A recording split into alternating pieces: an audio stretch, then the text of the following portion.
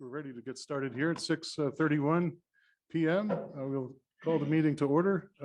Please stand for a pledge to the flag and a moment of silence. I pledge allegiance to the flag of the United States of America and to the republic for which it stands, one nation, under God, indivisible.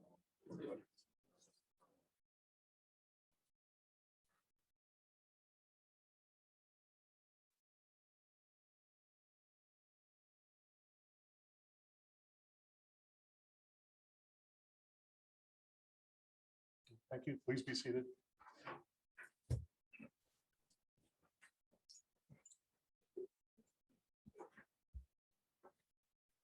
We have a couple executive meetings to announce. There was one on the 1st of August from 5:01 to 5:08 p.m. On the topic of personnel. And there was another one on that same date from 6:30 p.m. to 7:51 p.m. Also on the topic of personnel.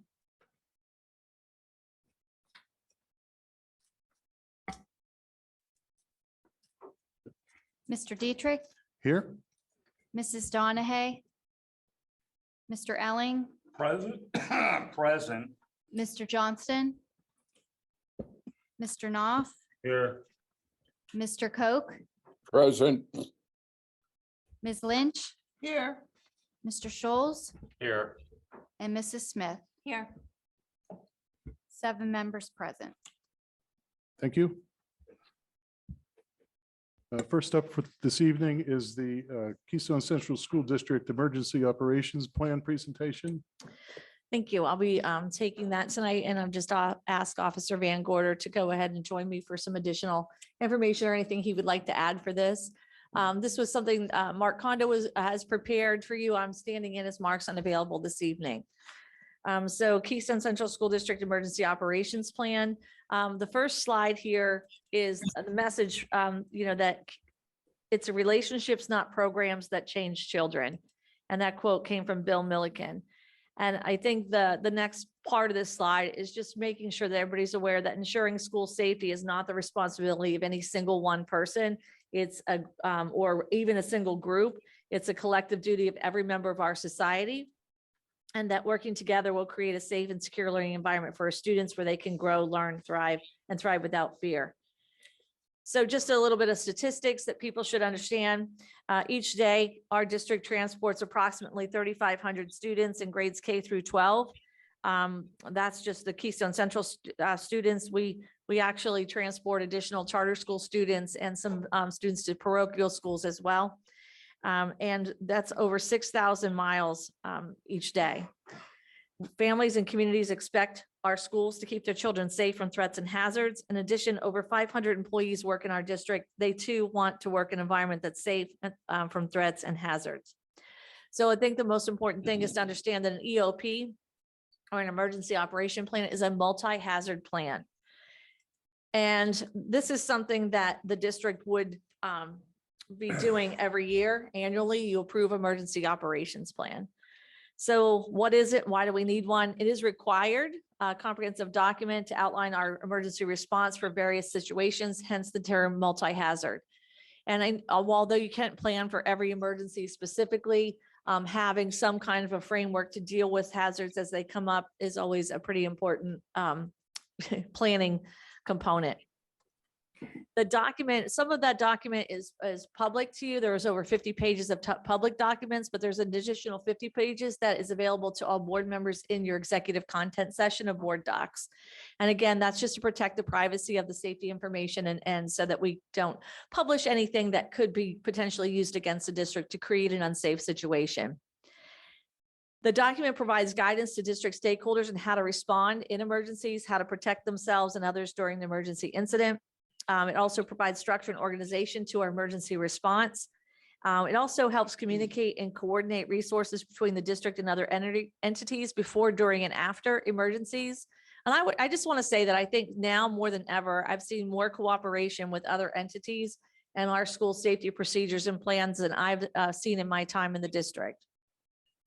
And the EOP is intended to help mitigate and reduce the risk of injury or harm when an emergency situation happens. We want to contain it as much as possible and minimize everything.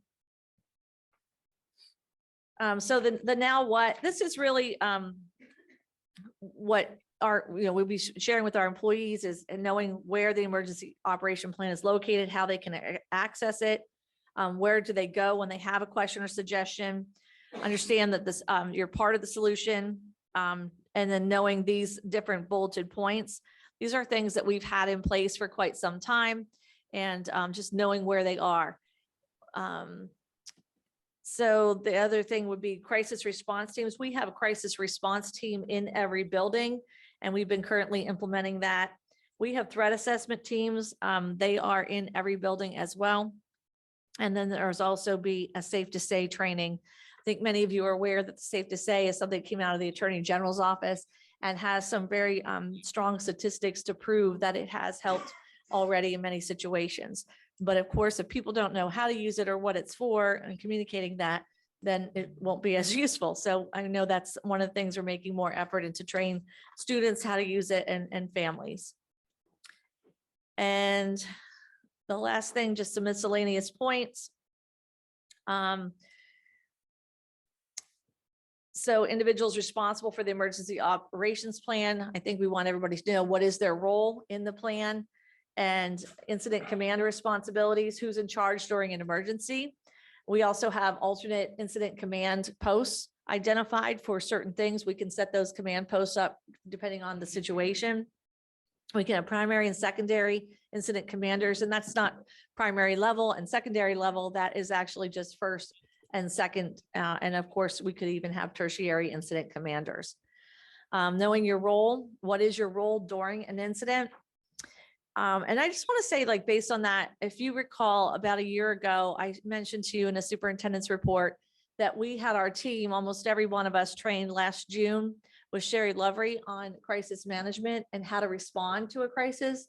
So although there's also prevention, our staff is fully trained on that crisis reaction and response side. And we're also part of a regional crisis response team. If you recall the swatting incident that was at Bellefonte, some of myself and some team members were called to support at Bellefonte as part of a shared situation and additional hands and help. As we have all had the same training, we have the same language, and so those things. So again, when incidents happen, again, you can't plan for everything, but at least we have procedures in place to get a command center up and going and letting people know what their roles are. Some future plans: scenario-based training for fire and school safety drills, further development of the crisis response teams. Obviously, staff turns over, leadership turns over in buildings, and so just making sure that we're further developing them. We need to build some more capacity for our threat assessment teams. Not every teacher, not every employee is trained on threat assessment, but we need to build a little deeper capacity for that. And doing the threat assessments are, I don't want to say tedious, but they're comprehensive and asking a series of questions to help determine the level of risk or the level of threat from different situations. And that threat assessment piece is in our policy. District-wide tabletop discussion and reunification training would be if we had to go into some kind of a lockdown or we had to have students transported to another location. The reunification process is how we get the students back to their families safely and in an orderly process. The last thing we need in a crisis is just parents storming a building to take children. We need to make sure they're safe and secure. We need to know who left with whom. Is it somebody they were allowed to go with? And that reunification process, sites, locations, and procedures are continuing to be developed. I think those procedures are developed in the EOP, but training on the procedures is the next step. At this time, I know Officer Van Gorder and also Officer Bryan have both been instrumental in helping Mark get this EOP done, and the training that you went to was also beneficial. So I'm just going to ask if there's anything else you'd like to add at this time for the board and the public to be aware of. Sure. Can you turn back to the slide right before that? So we talked about the now what part of it. I'll talk about the emergency operation plans in a minute, but one of the things, we're going to have a training for all the staff on August 24th. And it's going to be a tabletop exercise kind of a training, but also in that 3-hour training block, we're going to talk about the AEDs. where are the AEDs located in your building so that we can inform staff where they're all at in case of emergency, because we know in an emergency, things go kind of haywire and you forget the simplest things. So we want to reiterate frequently where these AED boxes are and things like that. Familiarize yourself with it. The AED is not the only thing in the AED box. There's a stop the bleed kit in the AED box.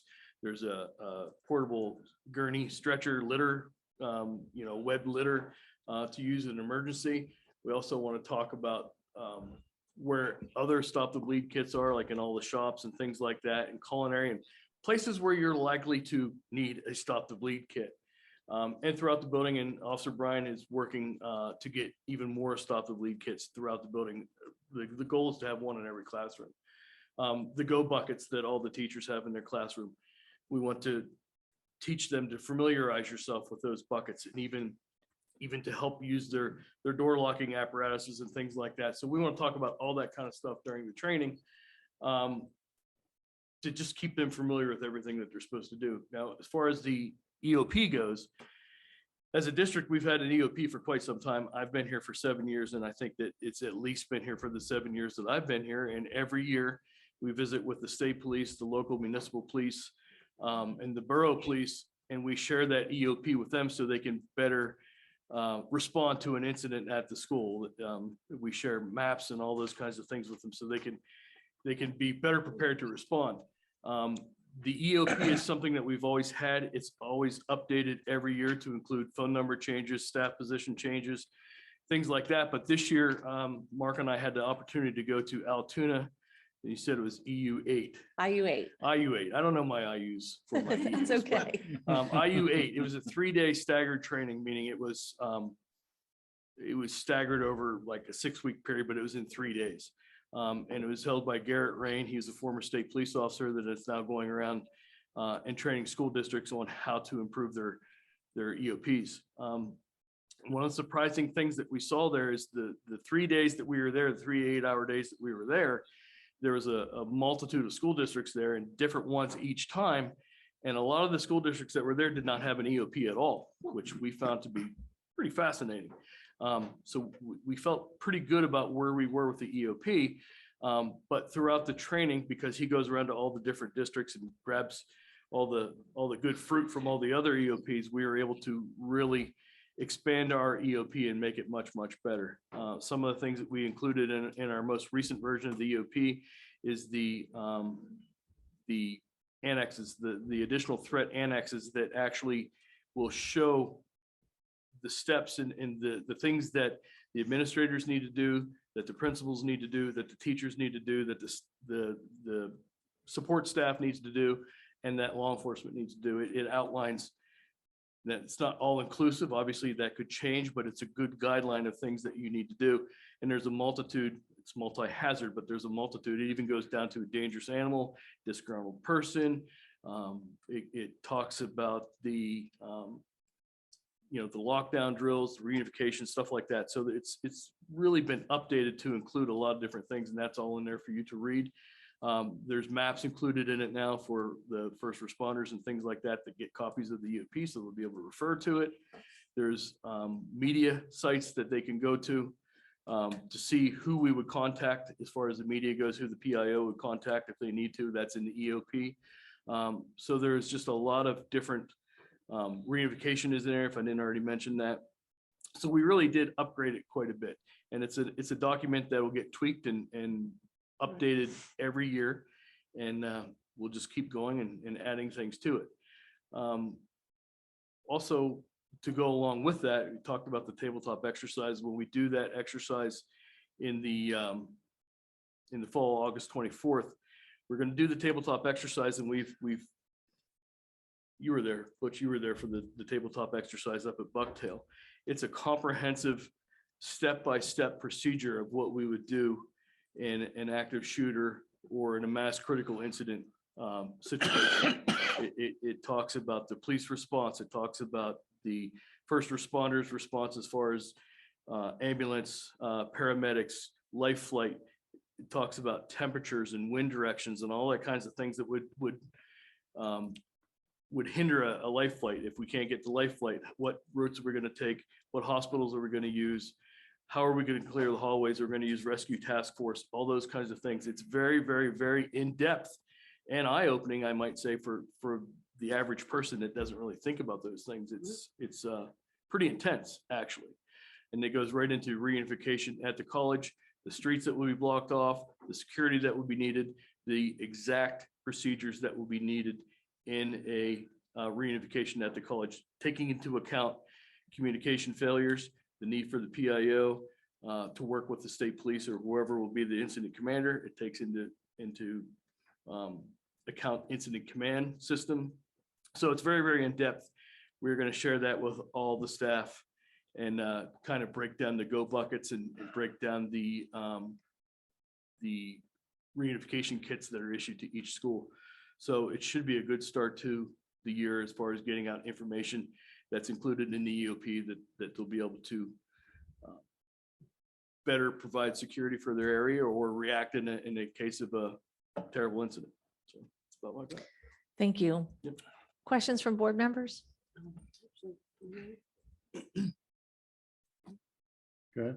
Okay, thank you very much. I know all of you have been working really hard to get the district to where it is right now. And I know you know this.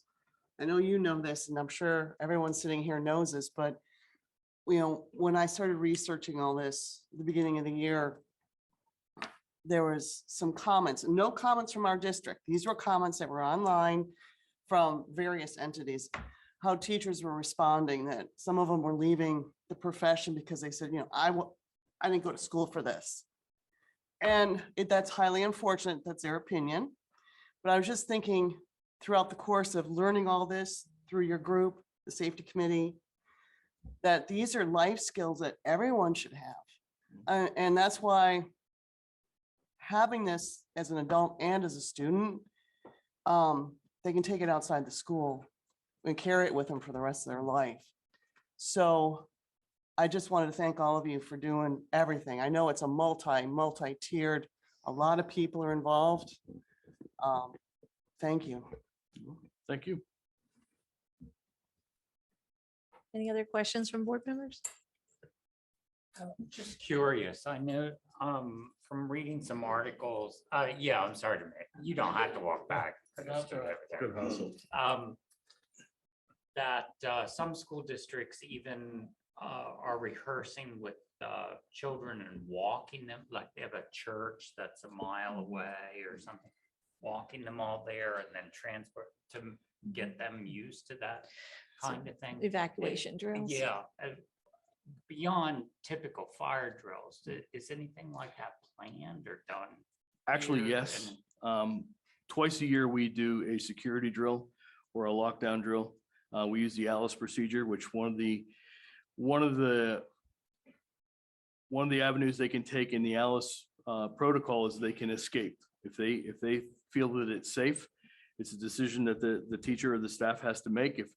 If they know where the gunfire is, or if they know where the threat is, and they feel that they can escape and get out of the building safely, that's an option that they can take. So what we're looking at doing this year for our October drill is formulating a scenario that will give the teachers and the staff an option to escape to a predetermined rally point for training purposes. We're not just going to have them run all over Mill Hall or Bucktail or wherever, but to a predetermined rally point, so we can practice that type of evacuation. So a good Such as a place. home near the old tennis courts? Or We have space. for here, yeah, for here, so maybe the predetermined training rally point might be the stadium. For Bucktail, it might be the Hide in those stadium. For plants. Liberty Curtain, it might be the church at the top of the hill. But yes, that is actually in the plans to do that in October. So we're gonna And take it up. Just a sideline question with that. Is there any risk associated with psychosocially of drilling with especially elementary, middle school children? So. Adding fear, those kinds of. So yeah, so that, one of the things that we do before even fire drills is we send an alert message to the families to let them know that it's only a drill. We also have prepared kids, and maybe, I don't know if any of the elementary principals want to speak to this about mentally preparing students for drills and how that's handled at the classroom level. But I can tell you that I was at Mill Hall Elementary one school day, and I was in the gym with the children and during their class. And I knew that was a lockdown drill was coming because it was scheduled. And one of the students that was probably a first grader, young lady said to me, "We're going to play hide and seek, but it's a very serious kind of hide and seek. Oh, lovely. And we can't talk." And then I watched the drill happen, but it's very serious and we have to stay quiet. And it's amazing to me when they go into a lockdown drill, how immediate you would think they were vacant buildings within seconds. So I think that our staff has done a great job along with our principals in preparing kids for what a drill is and what it means. But do any of you want to add anything to that? If you do, you have to come to a mic. It can be a traumatic event, but what we take a lot of caution. We always pre-announce the drills before Right. the drill. Right. And they can talk about it, but they also throughout the day and prior to the drill, teachers do discuss it and teach it and how to do it. So I'll let them finish, but we always do pre-announce it so it's less traumatic to the kids.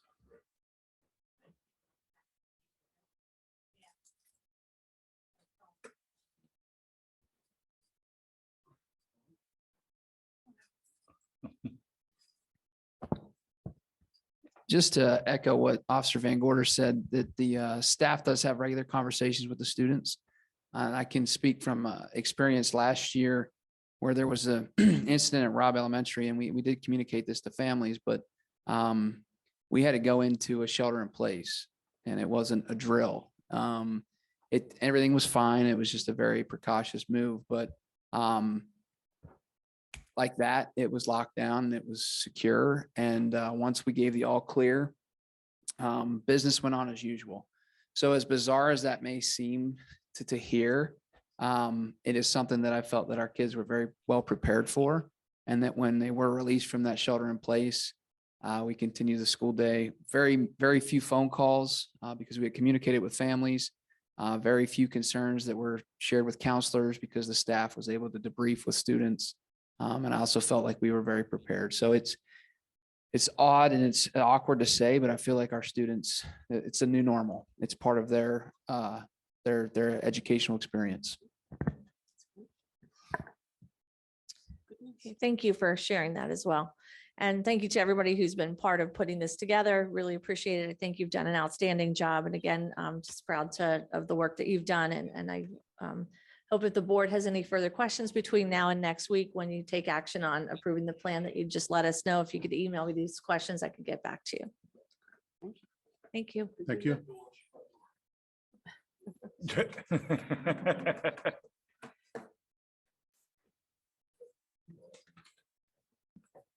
Next up is the hearing of visitors. Do we have visitors signed up? Anybody present? No? Next up after that is the superintendent's report. Thank you. I received an envelope this week from PSBA letting me know that the PSBA Honor Roll of School Board Service Program certificate was sent to us. And we get this every year for anybody who's reached the milestones. It says when school directors reach 8 years of service, they're presented with the Honor Roll certificates, and then every 4 years after that.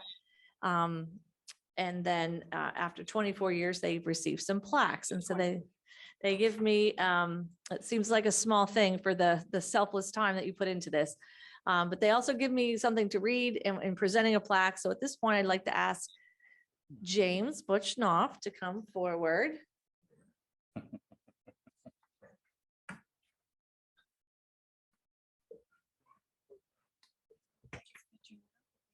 Whatever works for you.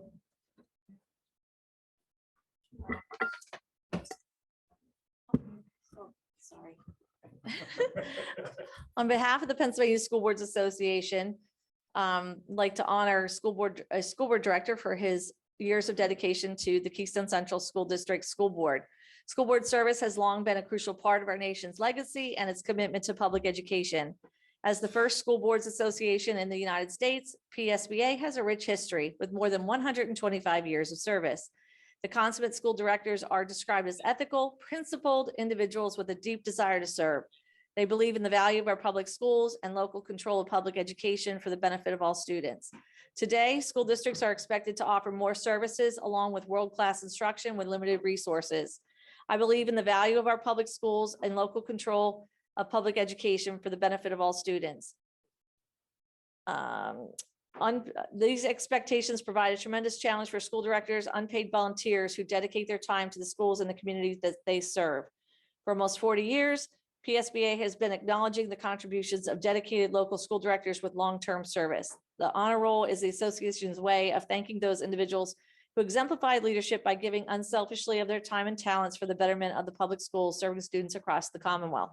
Very pleased to recognize James Butchnoff for his rich legacy and 12 years of service to the Keystone Central School District. So.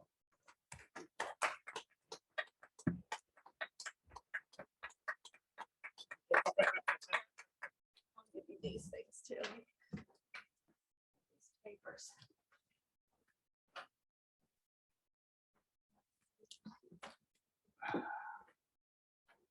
Congratulations, Butch.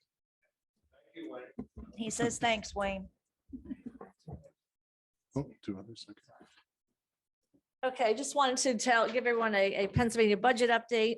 So more than a month after the state missed its June 30 deadline, the Senate has sent Pennsylvania's general appropriations budget bill, House Bill 611, for the new fiscal year to Governor Josh Shapiro for his signature.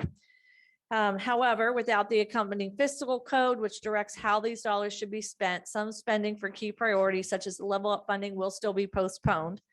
As of now, no fiscal code or public school code language has been introduced through the legislature. We have been informed that all July payments due to the districts should be received within a few weeks, and the August payments are expected to arrive on time. So that's some good news. We expect I think there's a delay in some of the ESSER funding as well. But we are staying in close touch with PASBO, who's providing regular updates to Joni McIntyre and I on what monies are coming in. And so we've been monitoring that, but I'm sure that's a relief to many districts as this budget impasse comes to an end.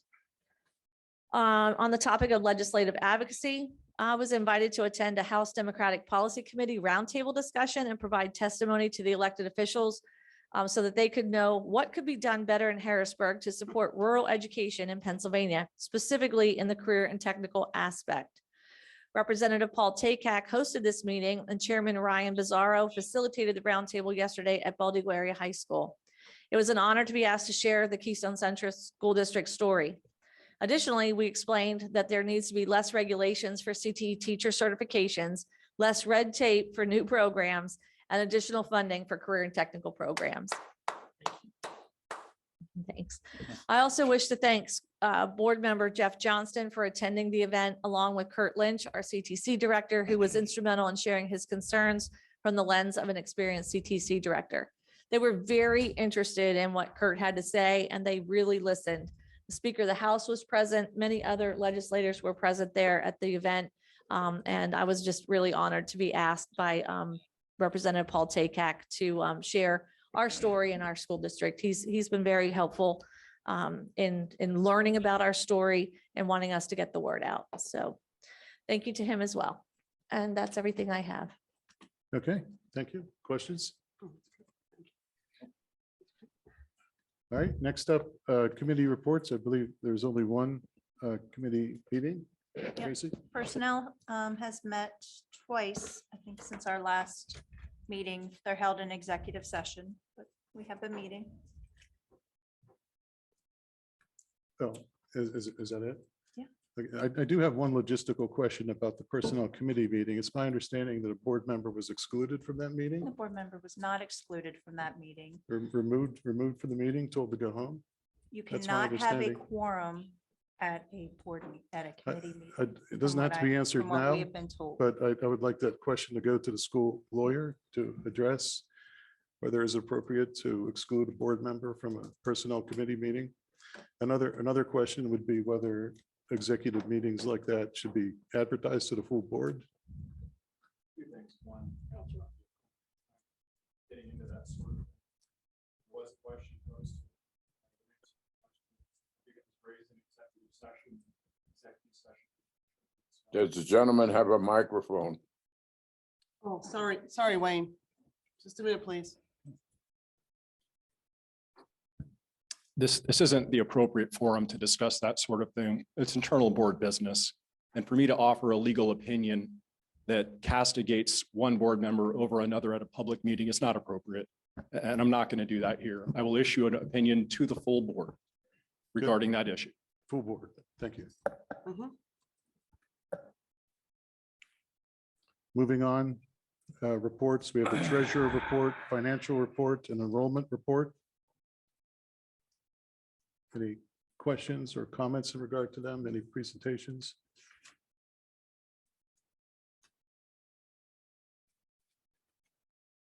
No? No. Next up, G, board items. The first we already discussed, the emergency operations plan. The second item is the student's expulsion. Third item is PSBA School Leaders Annual Conference approvals, and the fourth one is one as well. Yeah, I know, Mr. Dietrich, you asked to also be included in this, but Ms. Long received that communication, but it doesn't fill out the form yet to attach, but it'll be attached for next week. Yeah, that's fine. Yeah, Okay. I'm fairly certain. I think my wife and I found accommodations like 5 minutes away that might work. So, Okay. yeah, I'll talk to you about that. But there should be another attachment then before next week, Okay, just to be clear. yeah, that's good. Let's see, meeting minutes from last month's meetings are up. Any questions about the meeting minutes? And the next section, school business. Bills, I think that's fairly standard stuff. The Penn State inquiry agreement. This is something that's that we did last year, and I remember Dr. Scholes and Ms. Lynch had attended the end of the year when the professional staff presented their projects. And so it was such a successful year. It was really inspiring, and we'd like to continue the work with that group. It's a fund of $22,000 for their support and their help, and how they help us facilitate that will be paid for with Title II professional development funds. Next one up is, let's see, Atrium. Atrium, I'm trouble seeing, Atrium Express Agreement.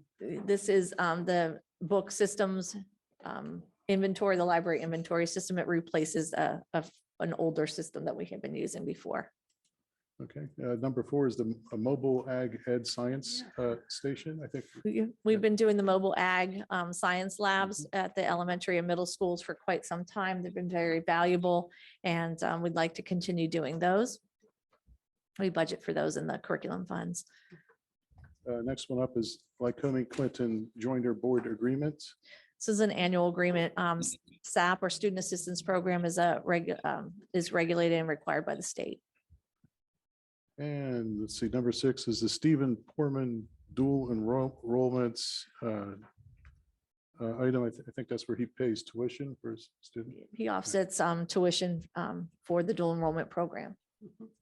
I got a couple comments on that. I noticed when I was looking at it, and I sent Joni a message, still has Susan Blush's name on the top of the page. So it's going to be repaired or. It came from, yeah, it came also- from Thank you, Butch. Lock Haven University, sent that they probably didn't get the memo, but we can have that corrected for next week. And also I asked why it excluded the Bucktail kids. It says KCSD Central Mountain High School. That's why Bucktail wasn't included. It's going to be revised for next week. It's gonna Okay. Include the Bucktail students Okay. also.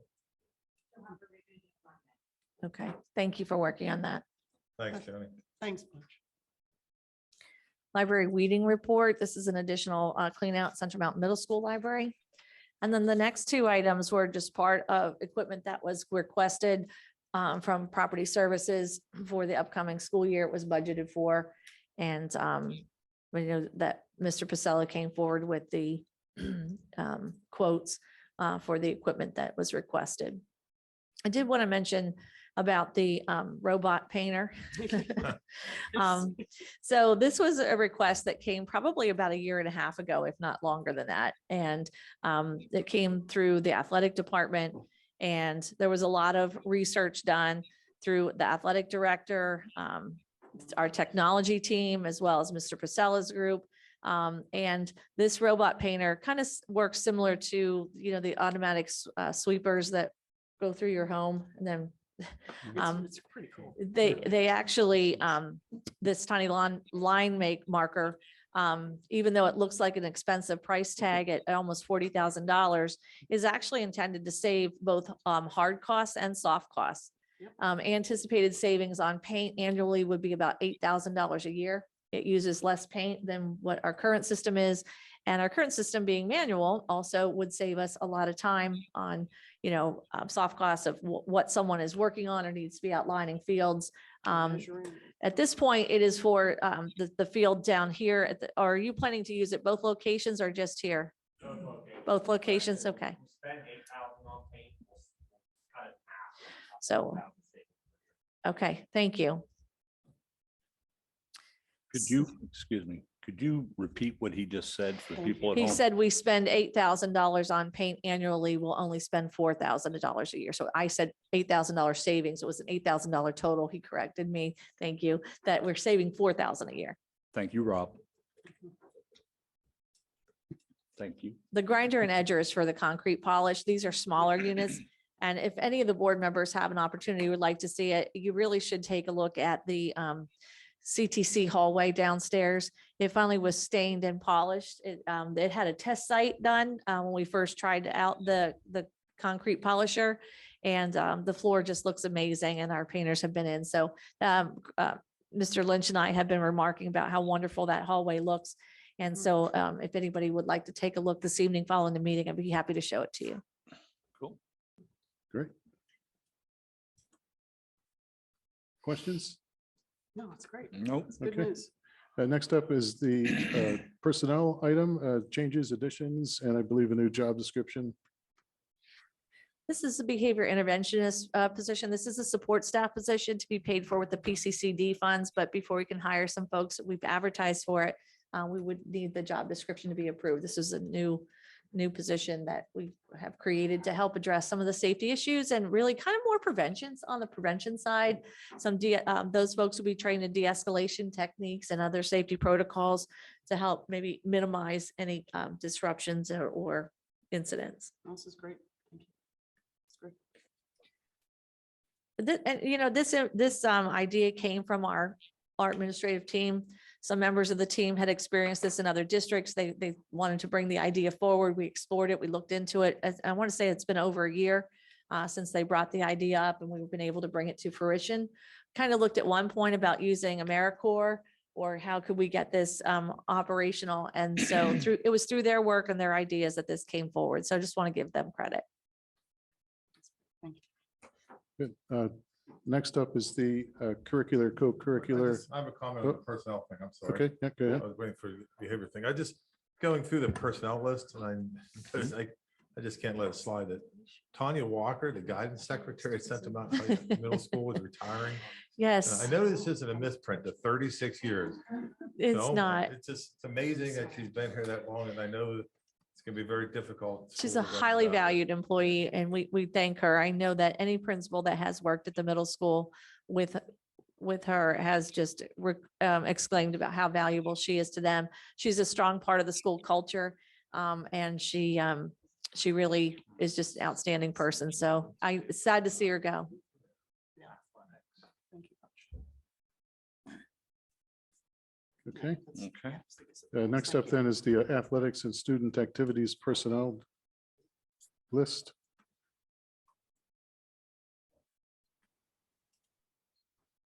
Any questions, comments about individuals on that list? No? I Okay. get one more comment. I'm sorry. Right. No, Okay, okay, go ahead. come on, Bob. Pretty much the same thing. Carl Gensel is going to retire as a basketball coach at Bucktail, girls basketball coach.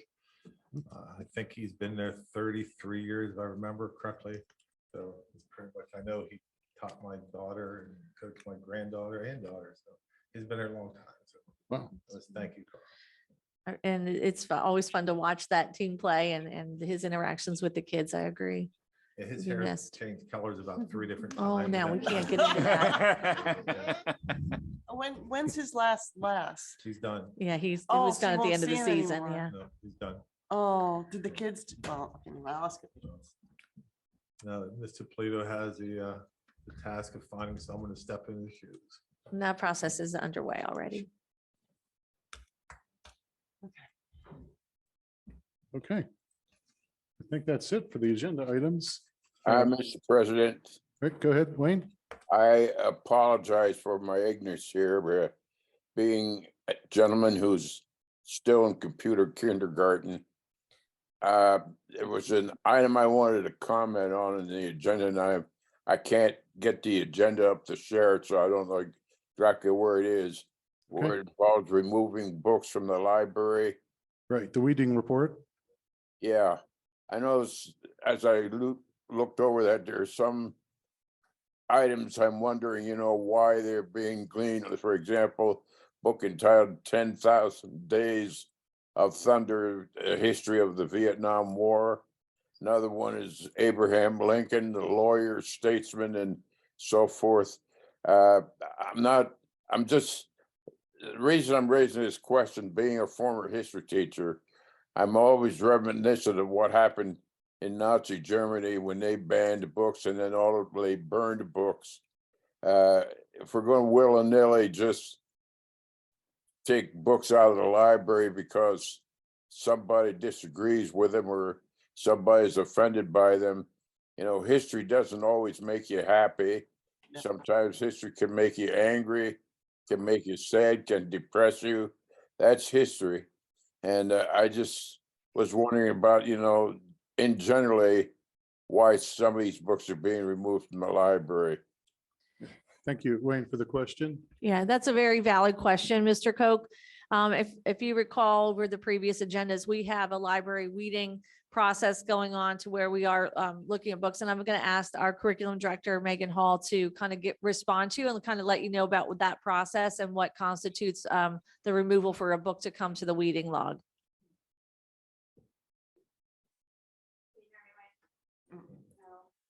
Again.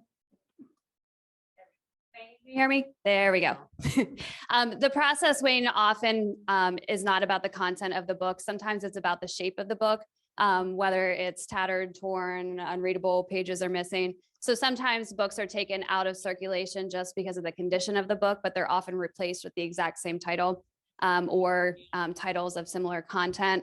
And we do often replace those in a one-to-one situation where we'll replace worn books with the exact same title. I can look specifically into the ones that you're talking about to ensure that those get reordered, but I can tell you that often those nonfiction history books are at the top of our priority list because kids love to read those. They're the ones that are checked out the most.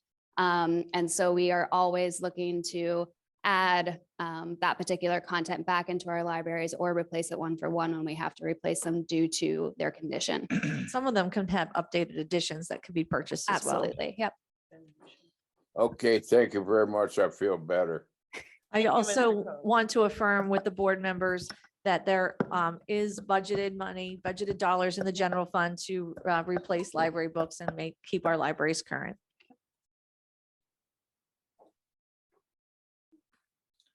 Right. Next up, I think, is adjournment. Can I make another comment? Yep, go I ahead. know that the principals all hate when I get my newspaper clippings out because they're going to be here for a while, but this is a real quick one. This was in the Express. I think it was Monday night. I forgot to write the date on it. An opinion piece. Do smartphones belong in the classroom? I don't know if anyone had the opportunity read to it. read it, but I saw it. yeah, it talks about how smartphones can be used for educational purposes. But they report the devices also disrupt classrooms, learning, expose students to cyberbullying, and can compromise student privacy. It says 1 in 7 countries globally has banned the use of smartphones in school, and academic performance improved as a result. So it's just something I think we need to look into. So I believe that a couple of board members had reached out to me about the cell phone policy because the handbooks were approved last month and had some questions and wanted to look further into that. I suspected that there would have been some discussions tonight or in the future. So I did ask our administrative team to discuss that. Good. We had a retreat earlier today, and I know there was some discussion yesterday at the 18 meeting and also today following up at the retreat. And it was my understanding that the administrators would like to keep the handbook and the policy the way it is, that they do recognize some of those pieces that you mentioned. I read the same article. And also, but have some good reason why they would like to maintain what they have in place. So I don't know if you want to hear that now, or we could schedule that for next week. But since they're here this week, if you'd like to hear kind of their thoughts on it, but it's up to you. I think that's fine. Yeah, I think that's it's fine. put it on the I agenda. hate to make the principals come back next week. Yeah, they Yeah, don't, well, they're I not meant- required to come next Well, week. I mean, tonight is fine too, if we want it. Anybody have an objection? No, I think it's a great idea. Yeah, that's fine. Yeah, go- So yeah, any of pass it the on. administrators who had that discussion, if you'd like to maybe come forward and you can to the table and share, Mike, your thoughts on it. No. if I see could- everybody running. Well, Thanks, Butch. I knew you'd be here, buddy. I certainly think it's a discussion that we need to continue. Where I think we are right now is timing. And with timing wise, if we already have the handbook and everything and policies in place, my concern about making those big changes is we're gonna have to go back to the drawing board there, take a look at some of these things and then change them within the handbook. Right now, we're gonna have a big push to make sure that our teachers are following through with what is in our handbook right now, policy wise. Right. If we want to have discussions moving forward about making that a little more stringent, I think that's something we can talk about. But I also think if we're going to go that direction, we need to look at pushing this information out early, getting it out there to parents, getting it out there to the community, so then we can implement it and everybody knows what's going on that way. I think the other part we need to look at is if this is something that we're going to do and we're serious about it, we need to take a look at, can we enforce it and how do we enforce it? right. And do we have the personnel to do it? Because if you're going to put something in place and not have the resources available to make it happen, then it's not worth putting in place. Right. So I think those are some discussions that we need to have before we can move forward. I certainly don't disagree with you that cell phones can be a disruption to the learning environment. But I also think that we have to take a look at where we are nowadays with technology. And we have to try to, as much as we can, teach our kids how to use cell phones respectfully and how to use them appropriately in the right manner at the right time.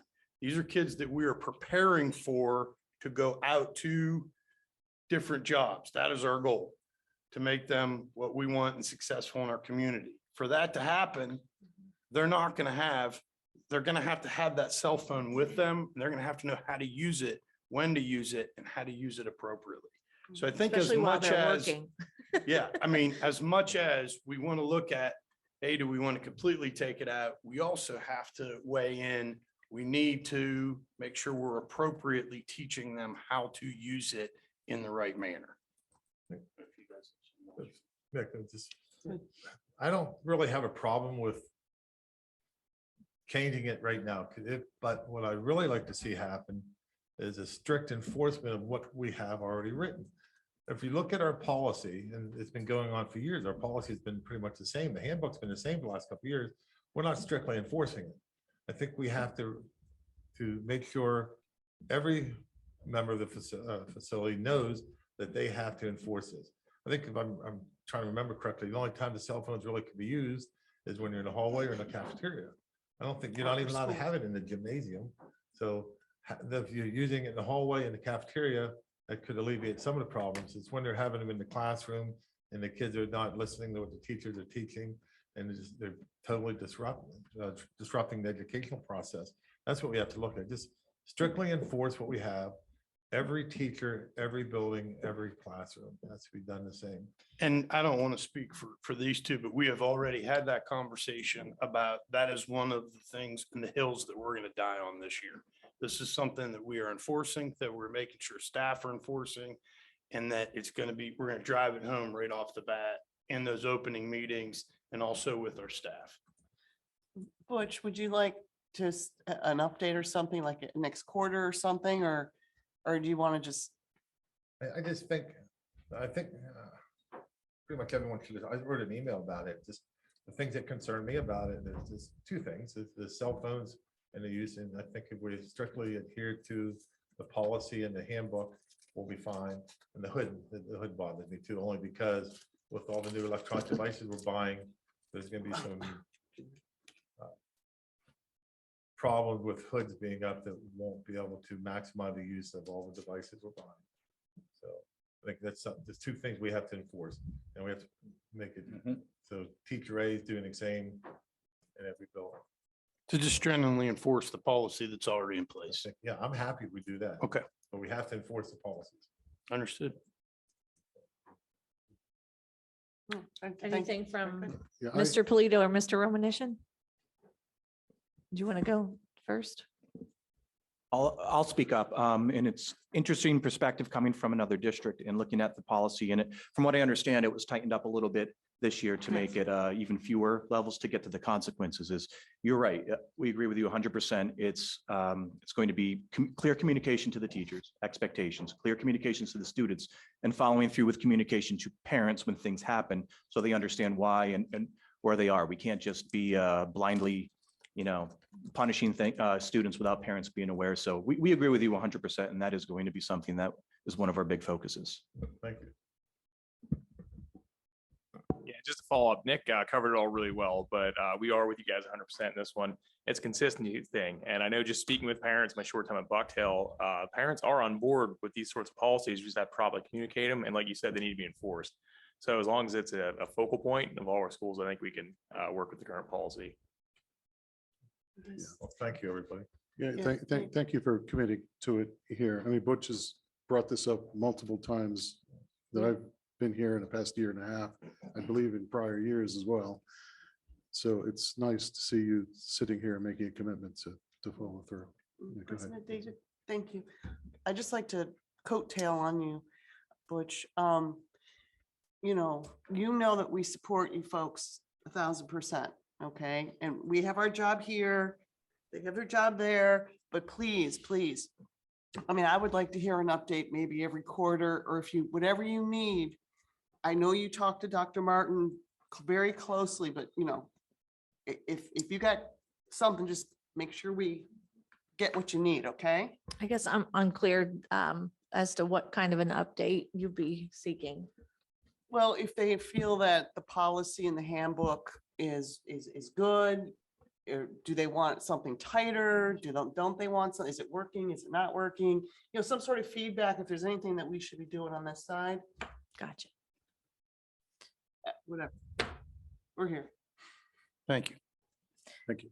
Did you agree that the digital citizenship piece is important?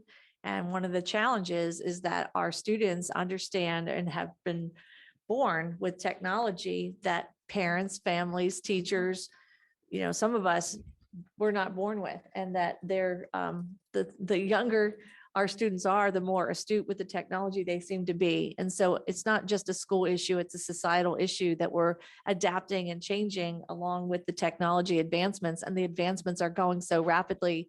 And as we learned today, I look at the administrative team during our retreat today, that's something that we looked at is artificial intelligence and what is the impact. We looked at what was the technology, what year was the pencil, the highest level of technology, do you remember? So we went from pencils to AI and really looking at those differences. And so how as leaders are we prepared to teach and, support? Sort of like a robot to paint the lines in the field. Sort of like that, yes. Yeah. Yes. My biggest concern, Chat GPT, Well, it's or whatever the newest version of it is. well, we learned a lot about Bard today. Who's the Google chatbot, and how that's different than some of the other chatbots, and how the technology varies behind them and how they operate. And so it was very enlightening and I said, concerning, exciting, and challenging all at the same time. But we appreciate your support, and I know that cell phones, again, present challenges, not only in schools, but just in our communities in general. And so appreciate your concern about our kids, and we'll do what we can to uphold the policies and the procedures in the process.